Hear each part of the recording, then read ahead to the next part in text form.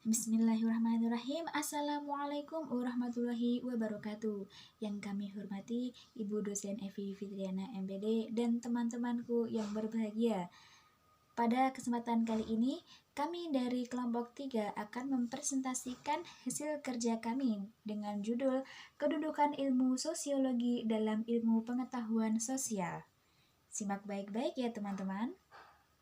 Baik, sebelum masuk ke materi, akan saya perkenalkan anggota kelompok 3, dimulai dari saya sendiri, Rohmawati Uswatun Hasanah, dengan NIM 203210183, Sania Putri Salsabila, dengan NIM 203210188, Serlita Tipa Nur Agustin, dengan NIM 203210189, Silva Rahmawati, dengan NIM 203210195, Tegar Maulana Ihsani Ramadan dengan NIM 203210212, dan yang terakhir ada Trilinda Yuniawati dengan NIM 203210214. Ya teman-teman, setelah berkenalan dengan anggota kelompok 3, sekarang berikut akan saya bacakan poin-poin yang akan kami bahas, yaitu yang pertama ada pengertian sosiologi, yang kedua ada sejarah sosiologi,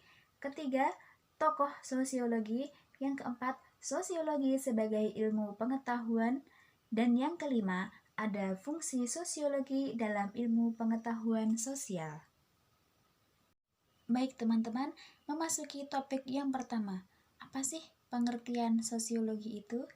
Jadi, secara etimologis, asal-usul kata sosiologi pendidikan berasal dari kata sosiologi dan pendidikan.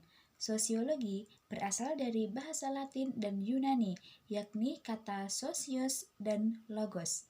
Sosios atau dalam bahasa Yunani berarti kawan atau berkawan ataupun bermasyarakat. Sedangkan logos berarti ilmu atau bisa juga berbicara tentang sesuatu. Dengan demikian, secara harfiah istilah sosiologi dapat diartikan ilmu tentang masyarakat. Sosiologi adalah ilmu yang mempelajari hubungan antara manusia dalam kelompok-kelompok dan struktur sosialnya. Secara terminologis, beberapa ahli mendefinisikan sosiologi secara agak berbeda. Max Weber memandang sosiologi sebagai studi tentang tindakan sosial antara hubungan sosial, sebagai ilmu yang berusaha untuk menafsirkan dan memahami tindakan sosial serta hubungan sosial untuk sampai pada penjelasan kausal. Dari berbagai definisi yang dikemukakan oleh para ahli, dapatlah disimpulkan bahwa sosiologi adalah ilmu tentang masyarakat atau cabang ilmu sosial mempelajari secara sistematik kehidupan bersama manusia, yang ditinjau dan diamati dengan menggunakan metode empiris yang di dalamnya terkandung studi tentang kelompok-kelompok manusia, tatanan sosial, perubahan sosial, sebab-sebab sosial, dan segala fenomena sosial yang mempengaruhi perilaku manusia. Poin yang kedua yaitu bagaimana sejarah lahirnya sosiologi. Sejarah sosiologi berasal dari ilmu filsafat yang lahir pada saat-saat terakhir ilmu pengetahuan. Sosiologi menjadi ilmu yang berdiri sendiri karena meningkatnya perhatian terhadap kesejahteraan masyarakat dan perubahan yang terjadi di masyarakat. Sosiologi biasanya dipandang sebagai proyek pencerahan atau enlightenment project. Sebagai hasil dari usaha seseorang sosiolog yang bernama Francis Auguste Comte dalam menciptakan ilmu tentang masyarakat yang akan menandingi metodologi keilmuan fisika dari Newton. Dengan demikian, Comte pernah mengemukakan istilah sosiologi sebagai ilmu fisika sosial atau sosial psikis. Sebelumnya adanya sosiologi, manusia tahu tentang kebaikan hal-hal yang berbau sosial, tetapi mereka tidak menggunakan metode ilmiah untuk mengetahuinya seperti observasi, investigasi, dan generalisasi untuk sampai pada kebenaran. Selanjutnya, saya akan menjelaskan sedikit tentang tokoh-tokoh sosiologi. Tokoh-tokoh sosiologi yang pertama adalah Auguste Comte. Beliau adalah pemrakarsa sosiologi maupun seorang cendekiawan Prancis yang biasa disebut Bapak Sosiologi. Ia seorang positivisme yang percaya bahwa masyarakat berkembang mengikuti hukum-hukum positif seperti yang terjadi pada alam. Selanjutnya, tokoh Max Weber. Beliau adalah seorang ilmuwan sosial Jerman dan salah satu teori pentingnya adalah tentang tindakan sosial yang dibedakan ke dalam 4 tipe ideal menurut motif yang mendasarinya. Dan yang terakhir, tokoh Karl Marx. Beliau adalah ilmuwan asal Jerman yang terkenal dengan pemikiran sosialismenya. Pemikiran sosialismenya itu adalah masyarakat tanpa kelas. Yang selanjutnya adalah sosiologi sebagai ilmu pengetahuan. Sebagai ilmu pengetahuan sosial, sosiologi memiliki ciri-ciri sebagai berikut. Yang pertama, empiris, yaitu sosiologi sebagai ilmu pengetahuan yang dikembangkan berdasarkan hasil penelitian empiris mengenai fenomena sosial yang terjadi di masyarakat. Yang kedua, teoritis, yaitu bahwa fakta dan gejala-gejala kehidupan masyarakat sebagai objek sosiologi ditelaah secara ilmiah, teoritis, dan konseptual. Yang ketiga, kumulatif, bahwa teori-teori sosiologi selalu mengalami perubahan, perkembangan, dan perbaikan sejalan dengan perkembangan kehidupan masyarakat.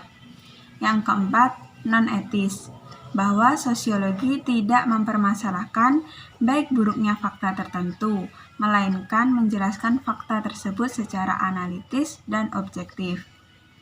Berdasarkan penjelasan tersebut, dapat disimpulkan bahwa sosiologi merupakan suatu ilmu pengetahuan sosial yang mengkaji mengenai masyarakat. Selanjutnya, hubungan sosiologi dengan ilmu sosial lain. A. Hubungan sosiologi dengan ilmu antropologi. Objek kajian sosiologi adalah masyarakat. Masyarakat selalu berkebudayaan. Masyarakat dan kebudayaan tidak sama, tetapi berhubungan sangat erat. Masyarakat menjadi kajian pokok sosiologi, dan kebudayaan menjadi kajian pokok antropologi. Jika diibaratkan, sosiologi merupakan tanah untuk tumbuhnya kebudayaan, dan kebudayaan selalu bercorak sesuai dengan masyarakat. B. Hubungan sosiologi dengan ilmu sejarah. Salah satu metode yang digunakan dalam sosiologi adalah metode historis. Dalam hal ini, para sosiolog selalu memberikan persoalan sejarah kepada ahli sejarah, sehingga ilmu sejarah dipengaruhi oleh perkembangan sosiologi. Oleh karena itu, antara sejarah dan sosiologi mempunyai pengaruh timbal balik. Keduanya mempelajari kejadian dan hubungan yang dialami masyarakat. C. Hubungan sosiologi dengan ilmu politik. Ilmu politik mempelajari satu sisi kehidupan masyarakat yang menyangkut soal kekuasaan, meliputi upaya memperoleh kekuasaan, mempertahankan kekuasaan, dan bagaimana menghambat pengguna kekuasaan. D. Hubungan sosiologi dengan ilmu ekonomi. Ilmu ekonomi mempelajari usaha-usaha manusia untuk memenuhi kebutuhan yang beraneka ragam dengan keterbatasan barang dan jasa yang tersedia. Misalnya, ilmu ekonomi berusaha memecahkan persoalan yang timbul karena tidak seimbangnya persediaan pangan dengan jumlah penduduk, serta mempelajari usaha menaikkan produksi guna memenuhi kebutuhan masyarakat. Adapun sosiologi mempelajari unsur-unsur kemasyarakatan secara keseluruhan. Sosiologi mempelajari bagaimana manusia berinteraksi, bekerja sama, bersaing dalam upaya-upaya pemenuhan kebutuhan. Selanjutnya, fungsi sosiologi dalam ilmu pengetahuan sosial. Yang satu, penelitian. Dengan penelitian akan diperoleh suatu rencana penyelesaian masalah sosial yang baik. Contohnya, cara untuk mencegah kenakalan remaja, mengatasi masalah pengangguran.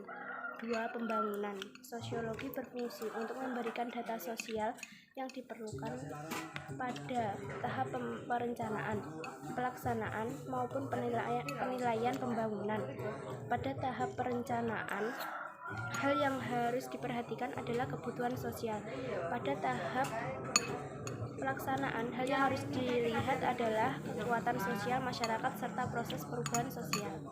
Yang ketiga, perencanaan sosial. Sosiologi berfungsi untuk mempersiapkan masa depan masyarakat yang bertujuan untuk mengatasi munculnya berbagai masalah yang terjadi dalam masyarakat. Perencanaan ini bersifat antisipatif. 4. Pemecahan masalah sosial. Masalah sosial merupakan suatu peristiwa yang tidak diinginkan oleh masyarakat karena dapat mengganggu bahkan membahayakan kehidupan masyarakat. Contohnya masalah kenakalan remaja. Metode dalam penyelesaian masalah sosial remaja. Metode dalam penyelesaian masalah sosial ini adalah metode preventif, yakni metode untuk mengatasi masalah sosial sebelum terjadinya penyimpangan sosial. Kemudian metode represif, yaitu metode untuk mengatasi masalah sosial setelah terjadinya penyimpangan nasional. Hakikat sosiologi. Sosiologi merupakan ilmu sosial, bukan ilmu pengetahuan alam. Juga bukan ilmu kerohanian. 2. Sosiologi termasuk ilmu pengetahuan yang kategoris bukan normatif. Artinya, sosiologi membatasi pembahasan pada apa yang sedang terjadi, bukan apa yang akan terjadi. Juga bukan pada sesuatu yang seharusnya terjadi. 3. Sosiologi adalah ilmu pengetahuan murni atau pure science, bukan ilmu pengetahuan terapan. Artinya, sosiologi merupakan suatu ilmu yang bertujuan untuk mengembangkan dan meningkatkan mutunya tanpa dipergunakan dalam masyarakat. Nomor 4. Sosiologi merupakan ilmu sosial, bukan ilmu pengetahuan alam, juga bukan ilmu kerohanian. Sosiologi merupakan ilmu pengetahuan yang abstrak, artinya sosiologi melakukan pengamatan terhadap bentuk dan pola yang terjadi dalam masyarakat, bukan merupakan wujud konkret. Nomor 5. Sosiologi adalah ilmu yang rasional dan terkait dengan metode yang digunakannya. Artinya, sosiologi tidak berlawanan dengan akal sehat dan kenyataan yang ada, serta dalam penelitiannya menggunakan metode-metode sosiologi.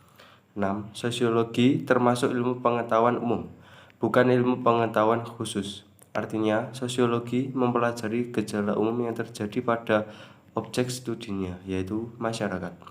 Gejala umum yang dipelajari lebih ditekankan pada interaksi yang terjadi. Baik teman-teman, sudah tiba di akhir presentasi. Terima kasih saya ucapkan kepada teman-teman yang sudah melihat video ini dari awal hingga akhir. Kurang lebihnya kami dari kelompok 3 mohon maaf, izin undur diri. Oh iya teman-teman, kalau ada yang mau ditanyakan, silahkan berdiskusi di kolom komentar Google Classroom ya. Terima kasih. Wassalamualaikum warahmatullahi wabarakatuh.